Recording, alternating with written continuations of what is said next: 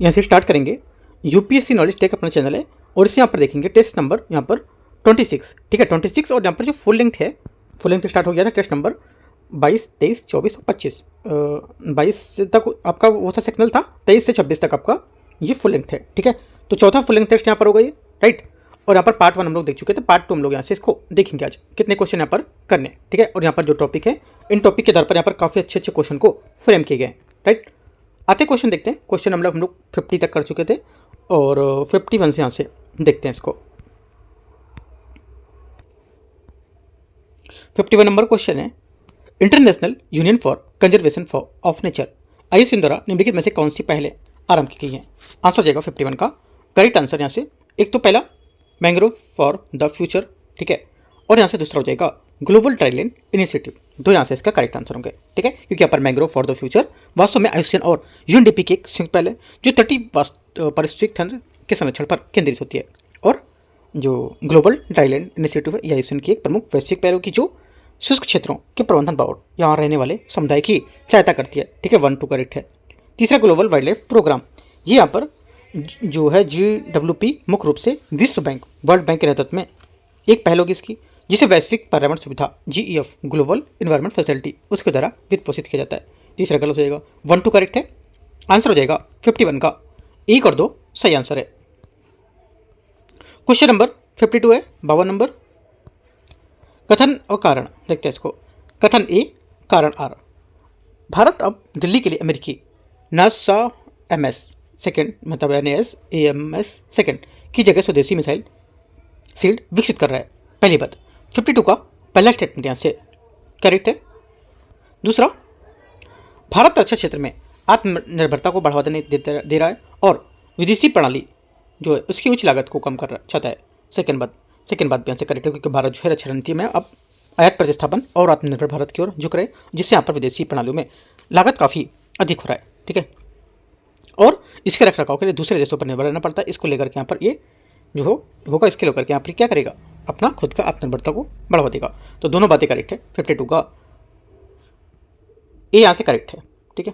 Question number 53 है, निम्नलिखित में से कौन सा कथन सूचक प्रजातियों का सर्वोत्तम वर्णन करता है। इंडिकेटर्स यहाँ पर जो स्पीसीज होते हैं उनका वर्णन करता है कौन। करेक्ट आंसर हो जाएगा 53 का बी। ये अपनी उपस्थिति द्वारा पर्यावरण की प्रकृति अथवा गुणवत्ता के कुछ विशिष्ट पहलुओं को प्रदर्शित करती हैं। बी यहाँ से आंसर होगा। सूचक प्रजातियाँ वे प्रजातियाँ होती हैं, पता होना चाहिए क्या होती है सूचक प्रजातियाँ। वे प्रजातियाँ होती हैं जिनकी उपस्थिति, अनुपस्थिति और व्यवहार हमें पर्यावरण की स्थिति के बारे में महत्वपूर्ण जानकारी देते रहते हैं। जैसे उदाहरण के लिए लाइकेन, ठीक है, वायु प्रदूषण विशेषकर SO2 के प्रति यहाँ पर काफ़ी संवेदनशील होता है। और यदि किसी क्षेत्र में लाइकेन गायब हो रहे हैं तो इसका अर्थ है कि वहाँ प्रदूषण काफ़ी बढ़ रहा है। इसी प्रकार जल में कुछ सूक्ष्म जीवों की उपस्थिति जल प्रदूषण की सूचक होती है, ठीक है। बी यहाँ से करेक्ट आंसर होगा। 54 है, निम्नलिखित कथनों पर विचार करने के यहाँ पर देगा कि निम्नलिखित पर्वत श्रृंखला को उत्तर से दक्षिण की ओर व्यवस्थित करेंगे, ठीक है।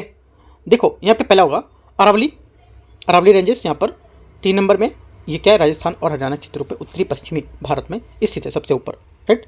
उसके बाद आपका आएगा सतपुड़ा श्रेणी, है ना, सतपुड़ा श्रेणी होगी पहली वाली। ये क्या है, ये यहाँ पर मध्य भारत में मध्य प्रदेश महाराष्ट्र में विंध्य के दक्षिण में स्थित है, ठीक है। उसके बाद आपका आएगा हरिश्चंद्र श्रृंखला, ये महाराष्ट्र के पश्चिमी घाट का एक हिस्सा है और सतपुड़ा के दक्षिण में होगा, ठीक है। तो 1 3 1 4। उसके बाद दूसरा आएगा पालकोंडा श्रृंखला 2, ये क्या है, ये आंध्र प्रदेश पूर्वी घाट में स्थित होगा सबसे दक्षिण में। 3142 इसका करेक्ट आंसर है 54 का ए। 55 है, सिक्योर हिमालय के संबंध में विचार करना है। पहली बात है, इसका लक्ष्य उच्च हिमालय परिस्थिति तंत्र का संरक्षण एवं पुनरुद्धार करना होगा। पहली बात, 55 का पहला स्टेटमेंट यहाँ से करेक्ट है। इसका उद्देश्य यहाँ पर उच्च हिमालय परिस्थिति तंत्र में जैव विविधता का संरक्षण करना और वहाँ के स्थानीय समुदाय की आजीविका को सुरक्षित करना होगा। यह मुख्य रूप से हिम तेंदुए और उसके पर्यावरण संरक्षण पर ध्यान केंद्रित करेगा। पहला करेक्ट है। सेकंड, इसे भारत सरकार द्वारा international union for conservation of nature के सहयोग से आरंभ किया गया। सेकंड बात यहाँ से गलत होगी, क्योंकि यहाँ पर सेकंड की इसे भारत सरकार के पर्यावरण मंत्रालय जो है उसके द्वारा और UNDP और यहाँ पर GEF मतलब वैश्विक पर्यावरण सुविधा या ग्लोबल इन्वायरमेंट फैसिलिटी उसके सहयोग से शुरू किया गया, ना कि IUCN के। तो गलत हो जाएगा, ओनली 1 करेक्ट है, ये आंसर होगा। क्वेश्चन आगे है 56 है दिल्ली चलो आंदोलन के संबंध में विचार करना है। पहली बात है इसे भारत छोड़ो आंदोलन के दौरान प्रारंभ किया गया था। पहली बात 56 का पहला यहाँ से गलत होगा, क्योंकि यहाँ पर दिल्ली चलो आह्वान जो आह्वान था मुख्य रूप से 1940 के व्यक्तिगत सत्याग्रह के दौरान किया गया था, ना कि 1942 में भारत छोड़ो आंदोलन के दौरान। नोट, एक बात यहाँ पर याद रखना है आपको कि बाद में यहाँ पर सुभाष चंद्र बोस ने भी आजाद हिंद फौज के लिए इस नारे का उपयोग किया था। ठीक है, इंपॉर्टेंट की पॉइंट यहाँ पर लिख सकते हो आप। सेकेंड बात है इस आंदोलन के माध्यम से ब्रिटिश सरकार से ट्रेड यूनियनों के गठन की मांग की गई थी। सेकेंड बात गलत होगी, क्योंकि यहाँ पर इस आंदोलन का उद्देश्य द्वितीय विश्व युद्ध के दौरान भारत की इच्छा के बिना उसे युद्ध में शामिल करने का विरोध करना और अभिव्यक्ति की स्वतंत्रता मांग करना था। इसका ट्रेड यूनियन की मांग पर कोई सीधा संबंध नहीं था। दोनों बातें गलत है ना। आंसर क्या होगा? डी करेक्ट है। 57 है भारत के संविधान के प्रारूप तैयार करने वाली संविधान सभा के संबंध में विचार करना है। महात्मा गांधी संविधान सभा के सदस्य नहीं थे। पहली बात 57 का पहला करेक्ट है। दूसरा, क्योंकि यहाँ पर ये भारत सरकार ने शक संवत पर आधारित राष्ट्रीय कैलेंडर को 22 मार्च 1957 को अपनाया था और संविधान सभा ने इसे नहीं, तो यहाँ से पहली बात यहाँ से क्या होगी? ये गलत हो जाएगी। दूसरा है संविधान सभा ने शक संवत पर आधारित कैलेंडर 6 ये कैलेंडर वाला मैं बता दिया आपको पहला, है ना, कि मतलब पहली बात क्या होगी? पहला बात यहाँ से कि यहाँ पर महात्मा गांधी और मोहम्मद अली जिन्ना इसके सदस्य नहीं थे, तो बात सही है। ठीक है, कैलेंडर वाली बात हमने पहले कर दी, तो पहली बात यहाँ से सही होगी। दूसरी बात यहाँ से गलत है।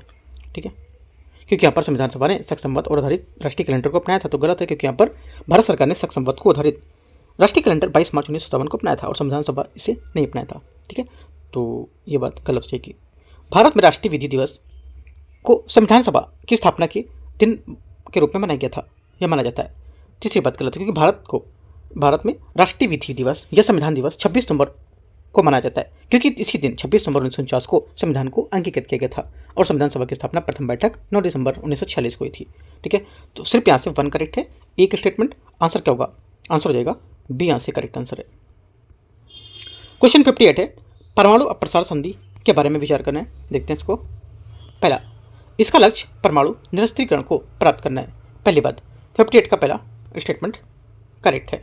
ये संधि सदस्य देशों के बीच परमाणु ऊर्जा के शांतिपूर्ण उपयोग जैसे बिजली उत्पादन, चिकित्सा, इसके लिए तकनीकी सहयोग को बढ़ावा देगी। पहली बात करेक्ट है। सेकंड, मतलब पहली बात यहाँ से इसकी करेक्ट है, सेकंड निरस्त्रीकरण प्राप्त करना होगा। दूसरा, ये परमाणु ऊर्जा के शांति उपयोग को लेकर प्रोत्साहन करेगी, ये भी बात यहाँ से करेक्ट है, जैसे कि बिजली उत्पादन, चिकित्सा, तकनीकी को लेकर के। दूसरी भी करेक्ट है। तीसरा बोला भारत इस संधि का हस्ताक्षर करता देश होगा। तीसरी बात यहाँ से गलत है, क्योंकि भारत इस संधि का हस्ताक्षर नहीं है, हस्ताक्षर करता नहीं है, क्योंकि यहाँ पर इसने हस्ताक्षर नहीं किया था इस पर। और भारत का मानना है कि यह संधि भेदभावपूर्ण है, क्योंकि यहाँ पर उन पर 5 देशों P5 को हथियार रखने की अनुमति दी है, जिसमें 1967 से पहले परीक्षण किए थे, जबकि अन्य देशों पर प्रतिबंध लगाती है। तो बात गलत हो जाएगी, है ना। ये बोला कहना था कि तुम इसको यहाँ पर शामिल कर रहे हो, लेकिन यहाँ पर और देश पर प्रतिबंध लगा रहे हो, राइट। तो यहाँ से ये बात गलत हो जाएगी। आंसर क्या 1 2 करेक्ट है, तो बी यहाँ से सही आंसर है। क्वेश्चन नंबर 59 59 नंबर है। उच्चतम न्यायालय सुप्रीम कोर्ट बोल सकते हो, उसकी विशेष आरंभिक अधिकारिता के जो विवाद से शामिल है कौन कौन देखते हैं। पहला, मूल अधिकारों को उल्लंघन संबंधित विवाद। ठीक है, पहला क्या होगा? 59 की पहली बात यहाँ से गलत है, क्योंकि मूल अधिकारों के उल्लंघन से संबंधित विवाद विशेष आरंभिक अधिकारिता के अंतर्गत नहीं आते हैं। इसे संवर्ती अधिकारिता कहा जाता है, क्योंकि यहाँ पर अनुच्छेद 226 के तहत हाई कोर्ट भी जा सकते हैं। सेकेंड बात है अंतर्राज्यीय जल विवाद, ये भी गलत है, क्योंकि अनुच्छेद 262 के अंतर्राज्यीय जल विवादों को सर्वोच्चतम न्यायालय की आरंभिक अधिकारिता से बाहर रखा गया है। इसके लिए संसद अलग ट्रिब्यूनल न्यायाधिकरण बनाती है। तीसरी बात है राष्ट्रपति और उपराष्ट्रपति के निर्वाचन संबंधित विवाद, ये बात करेक्ट है, क्योंकि आर्टिकल 71 जो है इसमें उपराष्ट्रपति के निर्वाचन संबंधी कुछ संदेह या विवाद की जांच को लेकर के निर्णय अनंत शक्ति केवल सुप्रीम कोर्ट के पास होती है। ठीक है, तो ये बात करेक्ट है। तीसरा answer B. Question number 60, blue carbon के संबंध में तटीय आपदा के बारे में विचार करना है। मैंग्रोव और समुद्री घास स्थलीय वनों की तुलना में अधिक कार्बन सोखते हैं। पहली बात 60 का पहला करेक्ट है। ठीक है, क्योंकि यहाँ पर मैंग्रोव घास, समुद्री घास और यहाँ पर रवण कच्छी जो होते हैं वातावरण से कार्बन सोखते हैं, इसलिए यहाँ पर पवन की तुलना में 10 गुना अधिक कुशल होते हैं और इसे ब्लू कार्बन के रूप में भी समुद्री तलछट के हजारों साल तक जमा रखते हैं। सेकेंड बात है कोरल ब्लीचिंग केवल समुद्र के बढ़ते तापमान के कारण होती है। सेकेंड बात गलत है, क्योंकि यहाँ पर कोरल ब्लीचिंग या प्रवाल विरंजन के लिए केवल तापमान ही नहीं बल्कि समुद्री अम्लीकरण और अत्यधिक प्रदूषण चक्रवात और संक्रामक रोग भी उत्तरदेय होते हैं। ओनली वन करेक्ट है। आगे देखते हैं। और तीसरी बात ये बोले मिशन तटीय रक्षक भारत की तटीय आपदा प्रबंधन की नई पहलों की। तीसरी बात करेक्ट है। ठीक है, तो 1 और 3 करेक्ट है। आंसर क्या हो जाएगा? सी यहाँ से सही आंसर है। क्वेश्चन 61 है, निम्नलिखित में से कौन सा कर लॉज को परिभाषित करता है?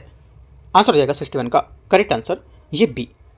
ये कर की दर परिवर्तित फलस्वरूप एक कर राजस्व होने वाले परिवर्तन को संदर्भित करेगा, है ना। बी यहाँ किसे क्या होगा? इसका सेकंड आंसर होगा,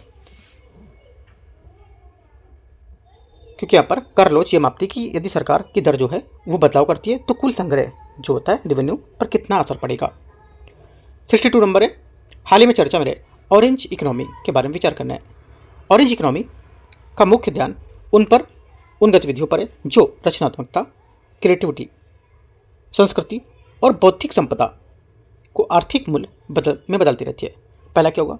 62 का पहली बात यहाँ से करेक्ट है। दूसरा, भारत वर्तमान में सकल घरेलू उत्पाद जीडीपी की दृष्टि से विश्व की चौथी सबसे बड़ी अर्थव्यवस्था बन गया है, जिसे जापान को पीछे छोड़ दिया है। सेकेंड बात गलत है, क्योंकि यहाँ पर काफ़ी सूक्ष्म बिंदु पॉइंट है। जैसे कि यहाँ पर जो अभी हाल ही में रुझान 2026 को लेकर के न्यूज़ थी कि उसके अनुसार भारत और जापान के बीच कड़ी प्रतिस्पर्धा है। हालांकि 5 ट्रिलियन जो डॉलर की ओर बढ़ रहा, लेकिन आधिकारिक तौर पर जापान को पीछे छोड़कर चौथी अर्थव्यवस्था बनने का दावा अक्सर विनिमय दर के उतार चढ़ाव पर निर्भर करता है। वर्तमान में भारत 5वीं बड़ी अर्थव्यवस्था है, ठीक है, क्योंकि अभी प्रतिस्पर्धा बनी हुई है, राइट। अभी फरवरी की रिपोर्ट है 2026 की, यहाँ पे कुछ टाइम पहले की ना। तो आंसर क्या होगा? पहला सही है, दूसरा गलत है। तीसरा, क्रय शक्ति क्षमता जो है परचेसिंग पावर जो परिटी होती है, इसके आधार पर भारत विश्व की दूसरी सबसे बड़ी अर्थव्यवस्था होगा। तीसरी बात करेक्ट है, ठीक है। आंसर क्या होगा? 1 और 3 सही है। 62 का आंसर 1 और 3 सी यहाँ से करेक्ट हो जाएगा। 63 नंबर क्वेश्चन है, निम्नलिखित में से किस उद्देश्य के लिए गांधी जी द्वारा निष्क्रिय प्रतिरोध संघ का गठन किया गया था? आंसर हो जाएगा 63 का करेक्ट आंसर यहाँ से ये दक्षिण अफ्रीका में प्रवासी भारतीयों द्वारा पंजीकरण जो प्रमाण पत्र था उसके साथ रखने की अनिवार्यता के विरुद्ध सत्याग्रह अभियान चलाने हेतु ये बी यहाँ से क्या होगा? 63 का सही आंसर होगा, ठीक है। आगे आते हैं, क्वेश्चन नंबर 64 है, दिल्ली घोषणा पत्र दिल्ली डिक्लेरेशन के बारे में विचार करना है। हाल ही में यहाँ पर 2026 भारत और लीग ऑफ अरब स्टेट्स के बीच हस्ताक्षरित दिल्ली घोषणा पत्र शांति, सुरक्षा और संयुक्त राष्ट्र परिषद सुधारों पर केंद्रित है। पहली बात 64 का पहला स्टेटमेंट यहाँ से गलत होगा, क्योंकि यहाँ पर भारत और अरब लीग के बीच सहयोग तो बढ़ रहा है, लेकिन 2026 की शुरुआत में ऐसी किसी बड़ी यहाँ पर दिल्ली घोषणा पत्र का मुख्य उद्देश्य यहाँ पर फोकस को लेकर या व्यापार ऊर्जा को लेकर नहीं दिखा रहा था, ठीक है। तो ये बात गलत हो जाएगा। सेकेंड बात है, दिल्ली घोषणा पत्र 2025 शहरी जलवायु नेतृत्व को मजबूत करने और ग्लोबल साउथ के शहरों को आवाज़ COP30 तक पहुँचाने के लिए अपनाया गया था। सेकेंड बात करेक्ट होगा। तीसरी बात है, 2023 के G20 नई दिल्ली जो घोषणा पत्र था उसमें एक पृथ्वी एक परिवार भविष्य के सिद्धांत के ग्लोबल जो बायोफिल एलायंस था उसकी शुभारंभ की घोषणा की गई थी। तीसरी बात करेक्ट है। आंसर क्या होगा? आंसर यहाँ से 2 और 3 सही है, पहली बात यहाँ से गलत होगी। तो 64 का आंसर 2 बातें सही है। 65 नंबर है, निम्नलिखित कथनों पर विचार करना है। युग्मों पर महिला कार्यकर्ता उससे कैसे संबंधित है ये बताना है। पहली बात यहाँ से ये बोले कि सरला देवी चौधरानी, ठीक है, सरला देवी चौधरानी यहाँ से ये इन्होंने क्या किया था? Free India society. तो यहाँ से क्या होगा? गलत है, क्योंकि यहाँ पर इन्होंने भारत स्त्री महामंडल की स्थापना की थी जो महिला शिक्षा पर केंद्रित थी, पहला बड़ा भारतीय संगठन था। तो ये बात गलत हो जाएगी। मैडम बीकाजी कामा भारत की स्त्री महामंडल, सेकंड गलत है, क्योंकि यहाँ पर जो बीकाजी कामा ये क्रांतिकारी आंदोलन से जुड़ी थी और पेरिस में भारतीय झंडा फहराने वाली जानी जाती थी उसके लेकर के, और free India society V D Savarkar से संबंधित थी, न कि ये गलत हो जाएगी यहाँ से भी, है ना। और तीसरा देखते हैं, सरोजिनी नायडू खेड़ा सत्याग्रह से सीधे तौर पर नेतृत्वकर्ता के रूप में नहीं जुड़ी थी, वहाँ गांधी और पटेल प्रमुख थे। सरोजिनी नायडू दर्शना सत्याग्रह के नेतृत्व के लिए प्रसिद्ध थी। तो गलत हो जाएगा, तीनों गलत है। आंसर क्या होगा? डी यहाँ से करेक्ट है, कोई सही नहीं है। क्वेश्चन 66 है, राज्य के नीति निर्देशक तत्व के प्रयोजन हेतु भारतीय संविधान के अनुच्छेद 36 में प्रदत्त राज्य की परिभाषा के लिए संबंध में विचार करना है। पहला, केंद्र और राज्य सरकार के विधायी और कार्यकारी अंग, सभी स्थानीय प्राधिकरण, सार्वजनिक क्षेत्र की कंपनियां, इनमें से बोला प्राधिकरण में से कौन से राज्य की परिभाषा के अंतर्गत आते हैं? राज्य की परिभाषा के अंतर्गत जो आएंगे कौन होगा इनमें से? आंसर हो जाएगा तो पहला, ठीक है, करेक्ट है। दूसरा, संसदीय जो मतलब सभी स्थानीय जो प्राधिकरण है ये भी ठीक है, और यहाँ पे सार्वजनिक क्षेत्र की जो कंपनियां हैं ये भी यहाँ पर आएंगी, जैसे कि LIC, ONGC, सेल, है ना। तो ये सब यहाँ पर आंसर करेक्ट आंसर होंगे। आंसर क्या होगा? तीनों यहाँ से करेक्ट है। और सभी प्रशासनिक प्राधिकरण में कौन आएगा? जैसे कि यहाँ पर नगर पालिका है, पंचायतें, बोर्ड, है ना, ट्रस्ट, सुधार। और जो विधायी कार्यकारी अंग है, पहला स्टेटमेंट, इसमें कौन आएगा? इसके तहत यहाँ पर जैसे केंद्र सरकार, संसद की यहाँ पर जो विधायिका हैं वो सब यहाँ पर राज्य सरकारें सब शामिल होंगी। तीनों बातें करेक्ट है। 66 का आंसर डी यहाँ से सही होगा। आगे आते हैं क्वेश्चन 67 नंबर, सभी करेक्ट है। 67 में भारत में आनुवंशिक रूप से संशोधित GM फसलों के संबंध में विचार करना है। पहली बात है, भारत में व्यावसायिक खेती के लिए अनुमोदित एकमात्र GM फसल BT कपास है। पहला 67 का पहला स्टेटमेंट यहाँ से करेक्ट है। दूसरी बात है, दूसरा यहाँ से भारत में GM फसलों का पर्यावरणिक परीक्षण की अनुमति GSU द्वारा दी जाती है। सेकंड बात ये भी करेक्ट है। तीसरा, धारा मस्टर्ड हाइब्रिड 11 DMH 11 भारत की पहली स्वदेशी GM खाद्य फसल होगी। तीसरी बात यहाँ से ये भी करेक्ट है। चौथा, भारत में GM बीजों का आयात खाद्य सुरक्षा और मानक अधिनियम 2006 के तहत प्रतिबंधित होगा। यह बात गलत है, क्योंकि यहाँ पर बीजों का आयात मुख्य रूप से पर्यावरण संरक्षण अधिनियम 1986 के तहत नियम द्वारा विनियमित होता है, ना कि केवल खाद्य सुरक्षा अधिनियम द्वारा। ये बात गलत हो जाएगी। आंसर 1 to 3 करेक्ट है। तो क्या होगा? 67 का 3 बातें सही है। 68 है, हाल ही में निम्नलिखित में से किस देश ने क्रिप्टो आधारित फॉरेक्स रेट को आरंभ किया है? आंसर हो जाएगा 68 का करेक्ट आंसर वेनेजुएला सही आंसर है। 69 है, जीका वायरस के संबंध में विचार करना है। पहली बात है, ये एडिज मच्छर द्वारा संचालित होता है जो दिन में के समय काटता है। ठीक है, पहला 69 का पहला स्टेटमेंट करेक्ट है। ठीक है, यह जीका मुख्य रूप से एडिज इजिप्टी मच्छर द्वारा फैलता है और वे वही मच्छर हैं जो डेंगू और चिकनगुनिया फैलाते हैं, और ये मुख्य रूप से दिन के समय काटते हैं। पहला करेक्ट हो जाएगा। सेकंड, ये समानता माइक्रोसेफली और गिलेन बेरे सिंड्रोम से संबंधित होते हैं। सेकेंड बात करेक्ट है, क्योंकि यहाँ पर ये गर्भवती महिला संक्रमित होती है तो बच्चे में माइक्रोसेफली असमान एक रूप से छोटा सिर, है ना, वो होने का खतरा होता है। और वयस्कों में ये गिलेन जो बेरे सिंड्रोम है, एक तंत्रिका संबंधी विकार होता है, वो बन सकता है। सेकंड भी सही है। तीसरा, वर्तमान में जीका वायरस संक्रमण हेतु नैदानिक प्रयोग के लिए किसी भी टीके की स्वीकृति प्रदान नहीं की गई है। ये बात करेक्ट है, एकदम सही बात है। कोई यहाँ पर विशिष्ट एंटीवायरल दवा या स्वीकृत टीका उपलब्ध नहीं है। उपचार जो होगा इसका प्रमुख रूप से लक्षणों के प्रबंधन के आधार पर किया जाएगा। 1 to 3 सभी करेक्ट है। आंसर 69 का डी सही है। क्वेश्चन 70 है, भारत में सौर ऊर्जा के संबंध में विचार करना है। PM सूर्य घर मुफ्त बिजली योजना का एक लक्ष्य 1 करोड़ घरों की छतों के सोलर पैनल स्थापित करना। पहली बात यहाँ से क्या होगी? पहला स्टेटमेंट करेक्ट है। दूसरा, भारत का मोढेरा गुजरात गांव देश का पहला 24/7 सौर ऊर्जा संचालित गांव बन गया है। सेकंड बात भी करेक्ट है। तीसरा, अंतर्राष्ट्रीय सौर गठबंधन का मुख्यालय जिनेवा स्विट्जरलैंड में स्थित है। तीसरी बात गलत है, क्योंकि यहाँ पर IC इंटरनेशनल सोलर अलायंस का मुख्यालय गुरुग्राम भारत में स्थित है, जिनेवा में नहीं। यह भारत में मुख्यालय वाला पहला अंतर्राष्ट्रीय संगठन होगा। इंपॉर्टेंट बात है। चौथा है, भारत की स्थापित सौर ऊर्जा क्षमता अब इसकी कुल स्थापित बिजली क्षमता का 50% से अधिक होगी। चौथी बात करेक्ट है। ठीक है, चौथी बात गलत है, करेक्ट नहीं है, क्योंकि यहाँ पर भारत की सौर ऊर्जा क्षमता तेजी से बढ़ी, लेकिन ये कुल स्थापित बिजली क्षमता का लगभग 18 से 20% है, ना कि 50% से अधिक है। तो गलत हो जाएगी बात, है ना। तो आंसर क्या होगा? 1 2 करेक्ट है, 2 बातें सही है। क्वेश्चन नंबर 70 हो गया। 71 है, निम्नलिखित में से कौन सा कथन जैव उपचार का उत्कृष्ट वर्णन करता है? आंसर हो जाएगा 71 का करेक्ट आंसर, ये जीवित सूक्ष्म जीवों के उपयोग से संबंधित है ताकि मृदा एवं जल प्रदूषकों तथा विषाक्त पदार्थों को हटाया जा सके। डी क्या होगा? 71 का करेक्ट आंसर होगा। ठीक है,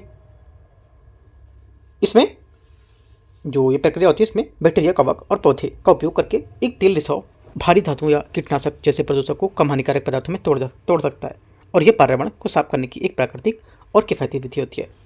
72 नंबर है, भारत में उच्च न्यायपालिका के संबंध में विचार करना है। उच्चतम न्यायपालिका या उच्चतम न्यायालय तथा उच्च न्यायालय के दोनों न्यायाधीश की संख्या संसद द्वारा निर्धारित की जाती है। पहली बात 72 का गलत हो जाएगा, क्योंकि यहाँ पर उच्चतम न्यायालय के न्यायाधीशों की संख्या संसद निर्धारित करती है, लेकिन यहाँ पर उच्च न्यायालय के न्यायाधीशों की संख्या राष्ट्रपति द्वारा समय समय पर आवश्यकता अनुसार निर्धारित की जाती है। पहला गलत है।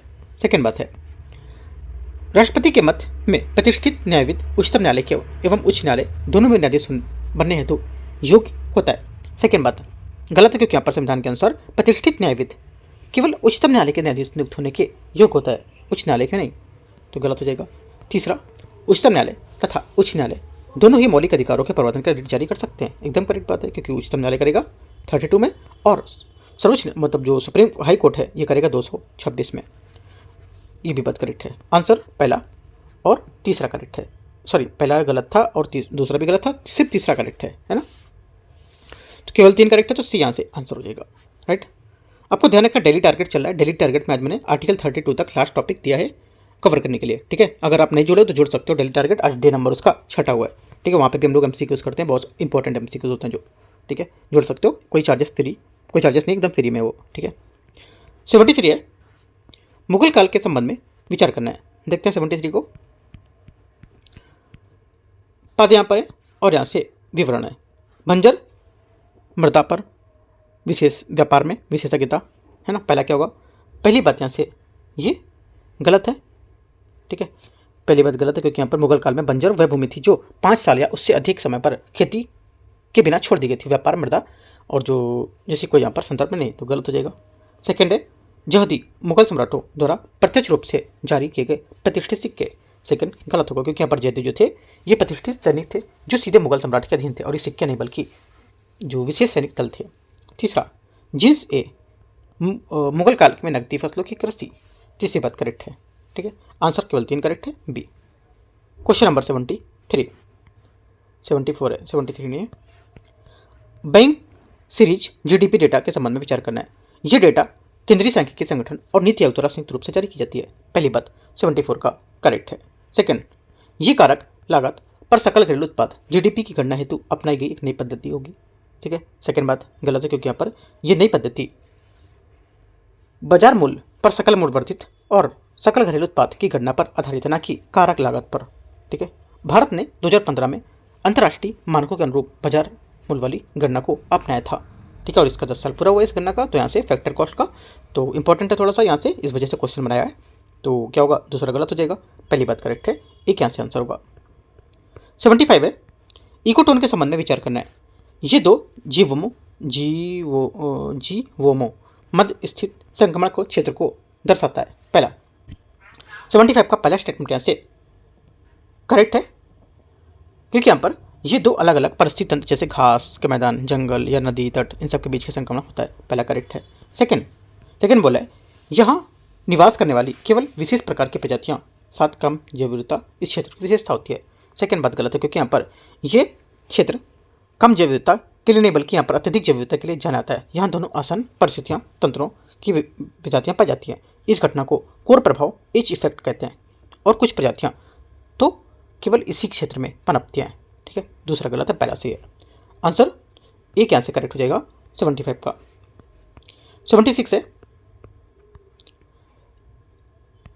निम्नलिखित पर विचार करना है। रिट और उसके क्या उद्देश्य होंगे ये बताना है। देखते हैं इसको 76 को।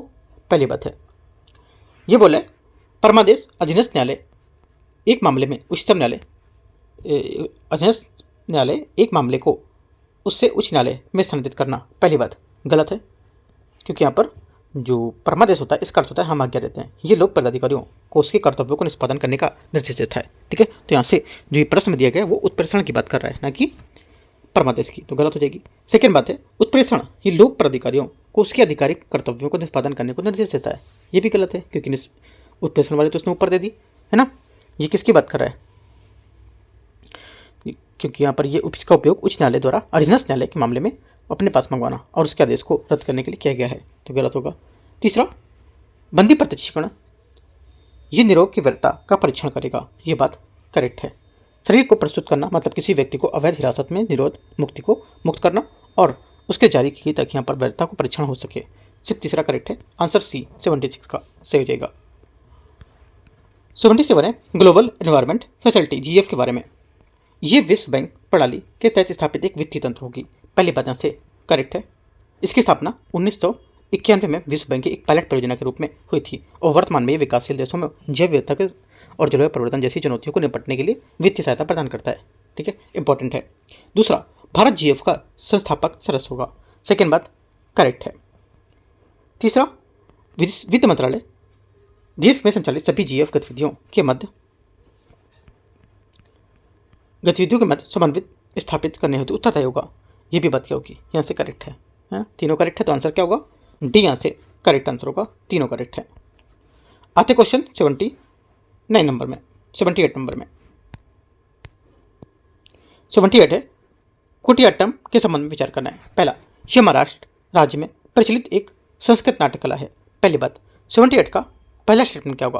पहली बात यहाँ से 78 के गलत है, क्योंकि कुटियाट्टम केरल की एक पारंपरिक संस्कृत नाट्य कला है, महाराष्ट्र की नहीं, और ये भारत के सबसे पुरानी जीवित संस्कृत नाट्य शैलियों में से एक है। पहला गलत है। परंपरागत रूप से इसका प्रदर्शन हिंदू मंदिरों में किया जाता था। सेकेंड बात करेक्ट है, क्योंकि यहाँ पर पारंपरिक रूप से इसे मंदिर के भीतर बने विशेष मंचों पर किया जाता था। इन्हें कुथमपलम कहा जाता है। सेकंड करेक्ट है। तीसरा, ये यूनेस्को की मानवता की अमूर्त सांस्कृतिक विरासत की सूची में सम्मिलित होगा। तीसरी बात करेक्ट है, क्योंकि यहाँ पर यूनेस्को ने 2001 में इसे मानवता की अमूर्त सांस्कृतिक विरासत जो है उसके रूप में मान्यता दी है ना, तो ये बात करेक्ट है। आंसर क्या होगा? 1 गलत है, 2 3 सही हो जाएगा, तो 78 का सी यहाँ से करेक्ट आंसर है। 79, निम्नलिखित में से कौन सी हर्ष के साम्राज्य की विशेषताएं थी? पहली बात है, पहला बोला है कि प्रशासन की प्रकृति सामंती और केंद्रीकृत थी। पहली बात करेक्ट है, क्योंकि यहाँ पर हर्ष का प्रशासन गुप्त काल की तुलना में और भी अधिक सामंती था। हालांकि राजा सर्वोच्च था, लेकिन वह सामंतों के सहयोग पर निर्भर था। पहला करेक्ट है। सेकंड, वह सुविकसित पुलिस तंत्र के माध्यम से उचित कानून और व्यवस्था सुनिश्चित करने में सक्षम था। सेकंड बात गलत है, क्योंकि हिंसा के वृत्तांत के अनुसार हर्ष के काल में कानून व्यवस्था गुप्त काल जितना अच्छी नहीं थी, और स्वयं हिंसाओं को कई बार लुटेरों ने लूटा था, और पुलिस तंत्र उतना ही प्रभावी नहीं था। ठीक है, बात गलत हो जाएगी। तीसरी बात है, उसके शासनकाल के दौरान जागीरदार वेतनमान प्रचलित क्रम हो गया था। तीसरी बात यहाँ से करेक्ट है, क्योंकि यहाँ पर हर्ष ने अपने अधिकारियों को नकद वेतन के बजाय जमीन की जागीरें देना शुरू कर दिया था। जागीरदारी प्रथा थी इस काल की एक प्रमुख विशेषता भी बन गई थी। 1 और 3 यहाँ से सही होगा। आंसर क्या है? 79 का करेक्ट आंसर सी यहाँ से सही है। क्वेश्चन 80, भारत में विदेशी पोर्टफोलियो निवेशक को निम्नलिखित में से कौन सा यहाँ पर किसमें निवेश करने की अनुमति प्राप्त है? आंसर हो जाएगा टी का करेक्ट आंसर यहाँ से। एक तो ट्रेजरी बिल में, ठीक है, राज्य विकास ऋण में, और 1 वर्ष की न्यूनतम अवशिष्ट परिपक्वता वाले कॉर्पोरेट बॉन्ड में। तीनों में यहाँ से आंसर सही होगा। 80 का आंसर 1 2 3 ये यहाँ से सही है। 81 है, ब्रिटिश शासनकाल के दौरान भारत में देसी रियासतों के संबंध में विचार करना है। पहला। दूसरा, भारत शासन अधिनियम 1935 में रियासतों के अधिकारों पर चर्चा करने हेतु एक सलाहकारी निकाय के रूप में एक चैम्बर ऑफ प्रिंसेस की स्थापना का प्रस्ताव किया गया था। पहली बात 81 का पहला गलत है, क्योंकि यहाँ पर चैम्बर ऑफ प्रिंसेस की स्थापना 1921 में शाही फरमान द्वारा की गई थी, ठीक है, ना कि 1935, राइट, मांटेग्यू चेम्सफोर्ड सुधारों के बाद, ना कि 1935 अधिनियम में, तो गलत हो जाएगा। सेकेंड बात है 1857 के विद्रोह के पश्चात ब्रिटिश सरकार द्वारा भारतीय रियासतों का अधिग्रहण का नीति त्याग कर दी गई थी। सेकेंड बात यहाँ से करेक्ट होगा। आंसर ओनली 2 करेक्ट है। बी यहाँ से क्या होगा? आंसर होगा। क्वेश्चन नंबर 82, 82 नंबर क्वेश्चन है, केंद्रीय बजट 2026-27 में संदर्भ में विचार करना है। सरकार ने वित्तीय वर्ष 2026-27 के लिए राजकोषीय घाटे फिजिकल डिफिसिट का लक्ष्य सकल घरेलू उत्पाद का 4.3% निर्धारित किया। पहली बात 82 का पहला स्टेटमेंट यहाँ से क्या होगा? ये करेक्ट है ना? पहली बात क्या होगी? यहाँ से करेक्ट हो जाएगी। दूसरी बात है बजट में आयकर अधिनियम 1961 को प्रतिस्थापित करने के लिए एक सरल आयकर अधिनियम 2025 पेश किया गया था, जो 1 अप्रैल 2026 से प्रभावी होगा। सेकेंड बात भी करेक्ट है। तीसरा है बायोफार्मा शक्ति योजना का उद्देश्य भारत में बायोलॉजिकल या बायोलॉजिक्स बायोसिमिलर निर्माण जो के लिए यहाँ पर एक वैश्विक केंद्र बनाना, यह भी बात करेक्ट है। चौथा, बजट में पूंजीगत व्यय को बढ़ाकर 12.2 लाख करोड़ कर दिया गया था। चौथी बात भी करेक्ट है। चारों बातें यहाँ से सही है। आंसर क्या होगा? सभी 4 डी सही आंसर होगा। 83 नंबर है, निम्नलिखित देशों में कौन से स्थल रुद्र होंगे? इनमें से कौन से यहाँ पर स्थल रुद्र हैं? आंसर देगा 83 का करेक्ट आंसर यहाँ से बी। एक तो देखो स्थल रुद्र यहाँ पर है, एक तो आपको हो जाएगा यहाँ से पहला पराग्वे और बोलीविया, ठीक है। पराग्वे और बोलीविया यहाँ पर क्या होंगे? यहाँ पर समुद्री जो दक्षिण अमेरिका महाद्वीप में केवल 2 ही यहाँ पर देश हैं जो जिनकी समुद्री सीमा नहीं है, तो क्या होगा? स्थल रुद्र हो गए। और पेरू वेनेजुएला जो है इसके पास दोनों में विशाल तटरेखा पेरू प्रशांत महासागर और वेनेजुला कैरिबियन सागर और अटलांटिक सागर में। तो दोनों गलत हो जाएंगे। 1 2 करेक्ट है। आंसर यहाँ से 83 का 1 और 2 सही हो जाएगा बी। 84 है आरबीआई के पूंजी भंडार के घटक के कौन से यहाँ पर हैं। ठीक है, देखो आरबीआई के पूंजी निर्माण के घटक जो है इसमें ये एक तो पहला बोला है आकस्मिकता निधि, करेक्ट है। दूसरा आकस्मिकता निधि यहाँ पर ये होगा, ये किसी भी अप्रत्याशित मौद्रिक या विनिमय दर को संकट से निपटने के लिए एक खगेय फंड होता है। निवेश पुनर्मूल्यांकन खाता, सेकंड बात ये भी करेक्ट होगी क्योंकि यहाँ पर इसमें विदेशी प्रतिभूतियों और सरकारी बॉन्ड्स के बाजार मूल्य को होने वाले बदलाव को दर्ज किया जाता है। एसेट डेवलपमेंट फंड, ये भी यहाँ से करेक्ट होगा क्योंकि यहाँ पर जो एसेट डेवलपमेंट फंड होता है इसका उपयोग आरबीआई की आंतरिक संपत्ति और सूचना प्रौद्योगिकी के विकास के लिए करते हैं। चौथी बात है मुद्रा एवं संपूर्ण पुनर्मूल्यन खाता, चौथी बात भी करेक्ट है। ठीक है, तो आंसर क्या होगा, सभी आंसर सही है, तो आंसर डी करेक्ट है। 85 है औद्योगिक उत्पादन सूचकांक आईआईपी के संबंध में विचार करने कौन सा सही होगा। औद्योगिक उत्पादन सूचकांक न्यूनतम हिस्सा विद्युत क्षेत्र का होता है, पहली बात। 85 का पहला स्टेटमेंट यहाँ से क्या होगा, ये करेक्ट है। ठीक है, क्योंकि यहाँ पर जो आईआईपी में 3 प्रमुख क्षेत्र विनिर्माण जिसमें 77.6%, ठीक है, विनिर्माण में कितना 77.6%,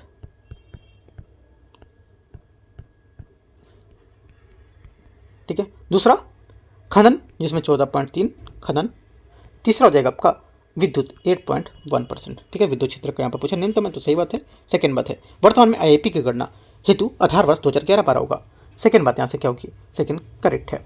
तीसरा इसका प्रकाशन औद्योगिक नीति और यहाँ पर संवर्धन विभाग जो है उसके मासिक रूप से किया जाता है, तीसरी बात गलत है क्योंकि यहाँ पर जो आईआईपी है इसका प्रकाशन राष्ट्रीय सांख्यिकी कार्यालय एनएसओ द्वारा किया जाता है जो सांख्यिकी और कार्यक्रम कार्यान्वयन मंत्रालय के अधीन है, ना कि डीआईपीपी द्वारा। तो बात गलत हो जाएगी। ओनली 1 2 करेक्ट है। आंसर यहाँ से 85 का 1 2 करेक्ट है, तो ये यहाँ से आंसर होगा। क्वेश्चन नंबर 86 है, 86 नंबर क्वेश्चन यहाँ से इसमें बोले भारत के भविष्य के अंतरिक्ष कार्यक्रम के संबंध में विचार करना है। BAS-1 भारत अंतरिक्ष स्टेशन का पहला मॉड्यूल है जिसे 2028 में लॉन्च किया जाना है, पहली बात। 86 का पहला स्टेटमेंट यहाँ से करेक्ट है। दूसरा व्योम मित्र गगनयान मिशन के लिए विकसित एक महिला रोबोट होगा, सही है, सेकंड बात भी। तीसरा डॉकिंग तकनीकी का अर्थ अंतरिक्ष में दौड़ते हुए उपग्रह को आपस में जोड़ना होगा, तीसरी बात यहाँ से ये भी करेक्ट है। तीनों एकदम करेक्ट है। आंसर 86 का क्या होगा, सभी यहाँ से करेक्ट आंसर होगा, सभी तीन। अच्छा चौथा भी है भारत अपना स्वयं का अंतरिक्ष स्टेशन बनाने वाला दुनिया का दूसरा देश बनेगा, चौथी बात गलत क्योंकि अमेरिका में नासा रूस चीन से पहले यहाँ पर स्टेशन बना चुके हैं। भारत इस उपलब्धि को हासिल करने वाला दुनिया का दूसरा देश नहीं होगा, याद रखना इंपॉर्टेंट है क्योंकि यहाँ पर अमेरिका रूस चीन ये सब बना चुके हैं पहले ही। 1 2 3 करेक्ट है, आंसर 3 बातें सही है। आगे आते क्वेश्चन 87, निम्नलिखित में से किन या जनजातियों में द्वारा ऋतु प्रवास किया जाता है। आंसर हो जाएगा 87 का करेक्ट आंसर। 87 का जो सही आंसर है ये बी आंसर सही होगा, जिसमें से आपका एक तो पहला बकरवाल और तीसरा गुज्जर, ठीक है। गोंड यहाँ पर इसमें नहीं होगा क्योंकि गोंड यहाँ पर जो है ये भारत की एक बड़ी जनजाति है, लेकिन ये मुख्य रूप से स्थायी कृषक है, खाना बदोश या ऋतु जो प्रवासन है उसको करने वाले नहीं होते हैं, ये गलत हो जाएगा। बाकी 1 और 3 करेक्ट होगा। आंसर क्या होगा 87 का 1 3, तो बी आंसर करेक्ट होगा। 88 है 88 नंबर, महासागरीय लवणता निम्नलिखित में से किन कारकों द्वारा नियंत्रित होती है। आंसर हो जाएगा 88 का करेक्ट आंसर, एक तो वाष्पीकरण, वर्षण, ठीक है, नदी जल का अंतर्वाह और महासागरीय जल का परिसंचरण, चारों बातें क्या है महासागरीय लवणता जो है उसके कारक होंगे, ठीक है। तो डी आंसर करेक्ट होगा। क्वेश्चन नंबर 88 हो गया। 89 89 नंबर, भारत के रामसर स्थलों के संबंध में विचार करना है। फरवरी 2026 में पटना पक्षी अभ्यारण्य यूपी और छारी धांड गुजरात को नए रामसर स्थलों के रूप में जोड़ा गया है, पहली बात। 89 का पहला स्टेटमेंट यहाँ से क्या होगा करेक्ट है। दूसरा है अब यहाँ पर भारत में कुल रामसर स्थलों की संख्या 98 हो गई है, ये भी बात यहाँ से करेक्ट है। तीसरा तमिलनाडु वर्तमान में भारत के सबसे अधिक रामसर स्थल वाला राज्य होगा, तीसरी बात भी करेक्ट है, ठीक है। चौथा छारी ढांड आर्द्रभूमि कच्छ करण स्थित एक मौसमी खारी आर्द्रभूमि है, ये भी बात यहाँ से करेक्ट है। जो प्रवासी पक्षियों के लिए एक महत्वपूर्ण केंद्र होगा। चारों बातें सही है। 89 का आंसर सभी करेक्ट है, डी। क्वेश्चन नंबर 90 प्रवासी भारतीय दिवस के संबंध में विचार करना है। पहली बात है, ये सरकार के साथ यहाँ पर प्रवासी भारतीय समुदाय की अंत्यक्रिया हेतु एक वार्षिक मंच होगा। पहली बात क्या होगी? पहली बात 90 का से क्या होगा? ये गलत हो जाएगा क्योंकि यहाँ पर ये अब द्विवार्षिक है, यानी हर 2 साल में एक बार आयोजित किया जाता है 2015 से, ठीक है। सेकेंड बात है, ये दिन प्रवास जो भारतीय है उसके जो गिरमिटिया श्रमिक के रूप में विदेश ले जाने के लिए प्रथा उसको निर्मूलन के लेकर के मनाया गया था। सेकेंड बात गलत है, ठीक है, क्योंकि यहाँ पर 9 जनवरी को मनाता है और इसी दिन यहाँ पर महात्मा गांधी 1915 में दक्षिण अफ्रीका से वापस आया था, ना कि गिरमिटिया उन्मूलन के स्मरण में, जो गलत होगा। तीसरी बात है, प्रवासी तीर्थ दर्शन योजना को पीबीडी 2025 में लॉन्च किया गया था। यह बात करेक्ट है क्योंकि यहाँ पर पीबीडी सम्मेलन के दौरान प्रवासी भारतीयों के लिए प्रवासी तीर्थ दर्शन जैसी नई पहलों को डिजिटल रूप में बढ़ावा दिया गया था और 2025 में इसे लॉन्च किया गया था। तीसरी बात करेक्ट है, आंसर केवल 3। क्वेश्चन नंबर 91 निम्नलिखित में से किस संवैधानिक प्राधिकारी द्वारा पद ग्रहण करते समय ली जाने वाली शपथ में संविधान की विधियों को मर्यादा बनाए रखूंगा पद उल्लेख होता है? आंसर हो जाएगा 91 का करेक्ट आंसर। एक तो उच्चतम न्यायालय के न्यायाधीश और उच्च न्यायालय के न्यायाधीश, ये दोनों करेक्ट होंगे, ठीक है। जबकि यहाँ पर राष्ट्रपति और राज्यपाल जो होंगे ये इनकी शपथ में संविधान और विधि परीक्षण और संरक्षण की प्रतिरक्षण को लेकर के शब्द होते हैं, तो ये गलत हो जाएगी। 3 और 4 करेक्ट है। 91 का आंसर 3 और 4 सी सही आंसर है। 92 नंबर है, 92 नंबर क्वेश्चन, 1929 के ऐतिहासिक लाहौर अधिवेशन के भारतीय राष्ट्रीय कांग्रेस के ने यहाँ पर कौन सा निर्णय लिया था या लिए गए थे बताना है?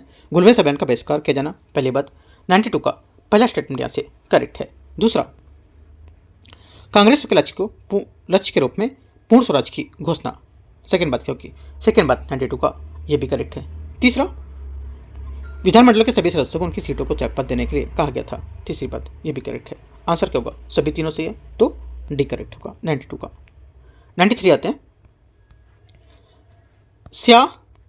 स्यादवाद और नयवाद के सिद्धांत निम्नलिखित में से किससे संबंधित होंगे? आंसर हो जाएगा 93 का करेक्ट आंसर जैन धर्म से संबंधित है, बी आंसर सही आंसर होगा, क्योंकि यहाँ पर स्यादवाद ये जैन धर्म का सापेक्षिक का सिद्धांत होता है। इसका अर्थ होता है कि किसी भी वस्तु के बारे में हमारा ज्ञान पूर्ण नहीं है, ये केवल विशेष दृष्टिकोण से सही हो सकता है। इसे शायद के नाम से माध्यम से नहीं समझा सकते, तो गलत हो जाएगा यहाँ से, है ना। स्याद या जो स्यादवाद था इसके नाम से नहीं समझाते तो गलत हो जाएगा, बी यहाँ से करेक्ट होगा। 94 है, हाल ही में समाचारों में रहे पीएम जनमन मिशन के संबंध में विचार करना है। ये मिशन विशेष रूप से कमजोर जनजातीय समूह जो पीवीटी जैसे होते हैं उनकी सामाजिक आर्थिक त्याग जो कल्याण उसके लिए शुरू किया गया था। पहली बात 94 का करेक्ट हो जाएगा। दूसरा, इसके तहत केवल जनजातीय क्षेत्रों में सड़क निर्माण और मोबाइल कनेक्टिविटी प्रदान करने को लक्ष्य रखा गया था, सेकंड गलत होगा, क्योंकि यहाँ पर ये जो है इस मिशन का सड़क मोबाइल के अलावा आवास, स्वच्छ पेयजल, शिक्षा, स्वास्थ्य, बिजली, आजीविका जैसे यहाँ पर महत्वपूर्ण 11 हस्तक्षेप में शामिल किए गए थे। एक बहु मंत्रालय पहल होगी है, तो गलत हो जाएगी, क्योंकि यहाँ पर बोला है सिर्फ इनको लक्ष्य रखा गया तो गलत हो जाएगा, ओनली 1 करेक्ट है। 94 का आंसर ए एक करेक्ट होगा। 95 निम्नलिखित पर विचार करना है। सुर्खियों में यहाँ पर द्वीप और देश, ठीक है, देखते हैं द्वीप और यहाँ पर देश। पहला बोला है 95 में एजम्पसन सेशल्स द्वीप का हिस्सा है, मेडागास्कर का नहीं। भारत यहाँ एक सैन्य सुविधा विकसित करने के लिए चर्चा में रहा था, पहला गलत हो जाएगा। अगालेगा मॉरिशस या अगालेगा या अगालोगा कहीं कहीं लिखा होता है, तो सेकंड यहाँ से करेक्ट है क्योंकि मॉरिशस का होगा। और हाल ही में यहाँ पर 24-25 में भारत के सहयोग से यहाँ पर बड़े हवाई रनवे को लेकर के जेट्टी का उद्घाटन किया गया है। भारत की सागर की नीति के तहत महत्वपूर्ण होगा ये, सेकंड बात सही है। तीसरा, सवांग इंडोनेशिया, सवांग बंदरगाह इंडोनेशिया के सुमात्रा के पास स्थित है और भारत इंडोनेशिया यहाँ गहरे समुद्र की जो बंदरगाह के विकास पर काम कर रहे हैं, सहयोग कर रहे हैं, ठीक है। 2 और 3 करेक्ट है, पहली बात गलत थी, सी। 96 नंबर है, लक्षद्वीप समूह के संबंध में विचार करना है। लक्षद्वीप जो है ये समूह के सभी द्वीपों का निर्माण प्रवाल से हुआ है, पहली बात। 96 का पहला स्टेटमेंट यहाँ से करेक्ट है। सेकेंड बात है, 8 डिग्री चैनल लक्षद्वीप समूह को मालदीव से पृथक करती है, सेकेंड बात करेक्ट है। तीसरी बात देखते हैं, तीसरी बात यहां से करावती द्वीप सबसे बड़ा द्वीप होगा, तीसरी बात गलत है क्योंकि लक्षद्वीप सबसे बड़ा द्वीप है एंड्रोट, है ना, एंड्रोट ना कि करावती इसकी राजधानी है, लेकिन क्षेत्रफल में सबसे बड़ा नहीं होगा, तो गलत हो जाएगा। क्वेश्चन 97 है, इसमें 1 और 2 करेक्ट है, तीसरा गलत होगा। 97 निम्नलिखित पर विचार करने, sanitary napkin, aviation turbine fuel, सभी प्रकार के नमक, रेलवे परिवहन। 25-26 के जो आंकड़े हैं उसके अनुसार संदर्भ में मधु के किनको यहाँ पर जीएसटी से छूट प्राप्त होगी। आंसर हो जाएगा 97 का करेक्ट आंसर डी 134, इनसे छूट प्राप्त है, लेकिन एविएशन यहाँ पर टर्बाइन फ्यूल में छूट नहीं प्राप्त होगी, ये बात गलत हो जाएगी। ठीक है, क्योंकि यहाँ पर एविएशन टर्बाइन फ्यूल वर्तमान में जीएसटी के दायरे से बाहर है और पेट्रोल डीजल की तरह, लेकिन यहाँ पर इस पर पुराने वैट ही उत्पाद शुल्क लगेंगे। हालांकि इसे छूट प्राप्त है, लेकिन श्रेणी में नहीं, बल्कि यहाँ पर दायरे से इस श्रेणी में गिना जाएगा इसको। तो 134 इसका करेक्ट आंसर होगा। क्वेश्चन 98 है, चोल प्रशासन के संबंध में विचार करना है। चोल प्रशासन की प्रणाली विकेंद्रीकृत थी, पहली बात यहाँ से करेक्ट है। सेकेंड बात है चोल के पास यहाँ पर स्थायी सेना नहीं थी, सेकेंड बात यहाँ से गलत है, क्योंकि यहाँ पर चोल के पास एक अत्यंत विशाल और शक्तिशाली सेना थी, तो बात गलत होगी, है ना। पहला गलत है, अच्छा पहला सही है, दूसरा गलत है ना। ठीक है, तीसरा देखते हैं। तीसरा बोला है ग्राम सभा के सदस्य प्रत्यक्षता निर्वाचन के माध्यम से चुने जाते थे, तीसरी बात गलत है, क्योंकि यहाँ पर ग्राम सभा के सदस्य का चुनाव प्रत्यक्ष निर्वाचन से नहीं, बल्कि यहाँ पर कुडावो वोलाई जो कुडावो वोलाई पद्धति थी, ये लॉटरी सिस्टम था, उससे होता था। पात्र उम्मीदवार के नाम पर्चियों में लिखकर एक यहाँ पर घड़े में डाले जाते थे और एक छोटे से बच्चे से पर्ची निकलाई जाती थी। ठीक है, तो यहाँ पर तीसरा गलत होगा और दूसरा भी गलत था। पहली बात यहाँ से सही थी, क्योंकि चोल प्रशासन की अपनी स्वशासन को लेकर के खुद यहाँ पर विकेंद्रीकरण के पास अधिक स्वायत्ता होती थी। ठीक है, पहली बात करेक्ट है यहाँ से, और 2-3 गलत हो जाएगी। क्वेश्चन नंबर 99 है, 1945 में शिमला सम्मेलन आयोजित किया गया था, किसको लेकर के, मतलब यहाँ पर शिमला सम्मेलन आयोजित किया गया था, ये किस चारों स्टेटमेंट्स के बाद में सम्मिलित करके बता रहा है। तो आंसर हो जाएगा ये शिमला सम्मेलन था नए संविधान को तैयार करने हेतु एक पर अवधि हेतु वायसराय की कार्य परिषद में पुनर्गठन के लिए किया गया था। सी यहाँ से क्या होगा, इसका करेक्ट आंसर होगा 99 का।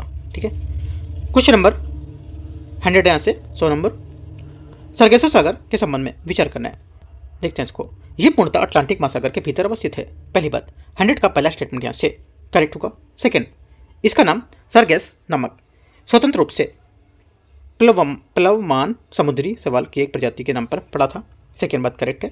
तीसरा, गल्फ स्ट्रीम सरगेसो सागर के पश्चिमी सीमा का निर्माण करती है, तीसरी बात यहाँ से ये करेक्ट है। आंसर क्या होगा, 1, 2, 3 सभी करेक्ट हैं, डी।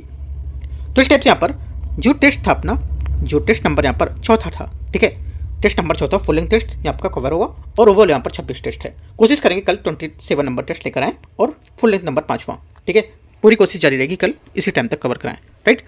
और तो एंड करते हैं इसको। सुबह मैं आपको डेली टारगेट दे चुका हूँ, डेली टारगेट आपको पूरे दिन में कवर करना है, ठीक है। और यहाँ पर कुछ क्वेश्चन भी सॉल्व करने हैं, और बाकी मैं जितने क्वेश्चन आपको देता हूँ मॉर्निंग में भी देता हूँ और कुछ इवनिंग में देता हूँ, कुछ यहाँ पर टेस्ट रहते हैं, उसके सहायता से आपको सब पूरा चीज़ें कवर करनी है एक दिन के हिसाब से, ठीक है।